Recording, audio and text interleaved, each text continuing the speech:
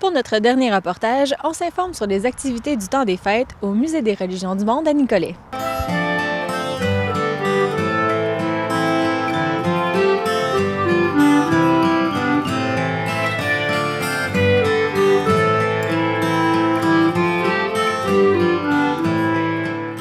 Madame Savard, pouvez-vous tout d'abord nous présenter votre salon de Noël, Trésors, Trouvailles et Tralala? Oui, en fait, je commencerai par dire que la magie de Noël a vraiment envahi le musée depuis le 15 novembre dernier. Et d'abord, on entre dans le musée, dans le hall du musée, et c'est le salon de Noël. C'est 13 artistes et artisans qui ont fait des créations totalement magnifiques, encore une fois, cette année.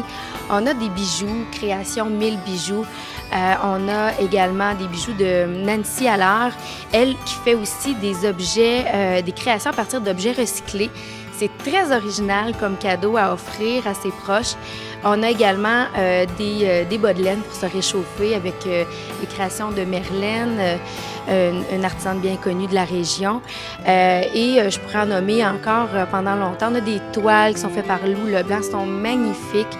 Donc, encore une fois, un beau salon de Noël à découvrir et c'est vraiment là, la trouvaille originale à mettre sous le sapin cette année. Et parlez-nous de votre nouvelle exposition Entre le bœuf et l'âne où on se trouve présentement.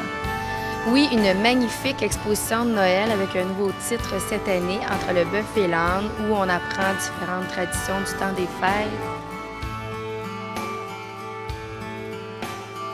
C'est encore une fois une cinquantaine de crèches de partout à travers le monde. Donc, on en a de l'Allemagne, du Mexique, du Pérou, mais aussi du Québec également. On a eu une généreuse donatrice l'an passé qui nous a donné au-delà d'une centaine de crèches, donc plusieurs nouveautés cette année.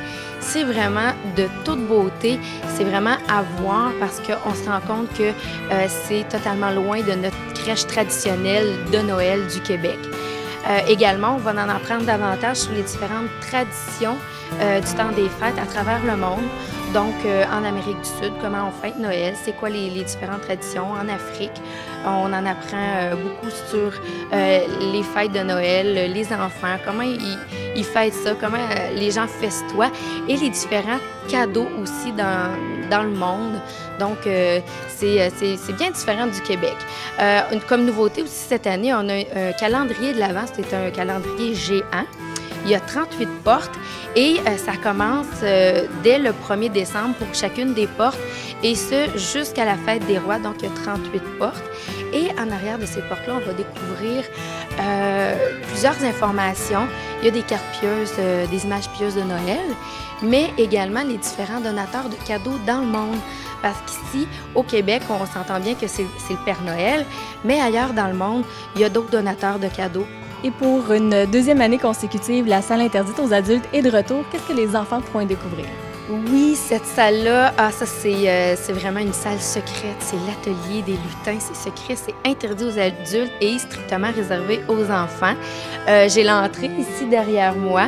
Donc, les enfants peuvent entrer par la cheminée et ils vont se retrouver dans une salle tout décorée pour Noël. Et ils vont faire des structures de papier à la manière La Fortune, de Claude Lafortune.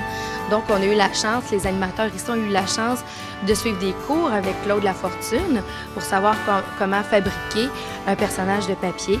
Donc, les enfants, on transmet nos connaissances aux enfants et les enfants pourront faire des personnages de crèche de Noël à la manière La Fortune.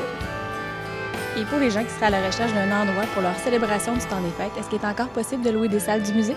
Oui, bien sûr, quoi qu'on a plusieurs réservations ces temps-ci, mais oui, il reste des bonnes dates de disponibles. On a des superbes de belles salles pour fêter Noël ou pour une conférence, pour un retour de funérailles, peu importe. La belle salle du parc qui est disponible tout le temps des fêtes. Malheureusement, le hall n'est pas disponible pour la période des fêtes puisqu'il est occupé par le salon de Noël.